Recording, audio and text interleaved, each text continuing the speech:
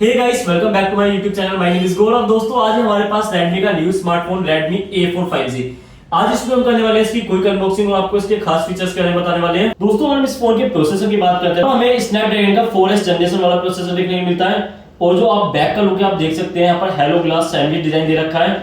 यहाँ पर हमें डुअल रियर कैमरे देखने को मिलते हैं। जो मेन सेंसर है वो 50 मेगापिक्सल का है और सेकंड कैमरा जो है वो 2 मेगापिक्सल का है। बात करते हैं दोस्तों इसमें बैटरी की। कंपनी ने इसमें 5160 mAh की बैटरी दी है। 33 वोल्ट का फास्ट टाइप का दिया है बॉक्स के अंदर ही। अगर हम इसके फ्रंट कैमरे की बात करते हैं तो यहाँ पर हमें फ्रंट कैमरे में 5 मेगापिक्सल का कैमरा देखने को मिलता है। साथ ही साथ इसमें दोस्तों हमें IP52 की रेटिंग देखने को मिलती है। डस्ट एंड वाटर असिस्टेंट है। फिंगरप्रिंट की बात करते हैं तो यहाँ पर हमें साइड फिंगरप्रिंट देखने के लिए मिलता है।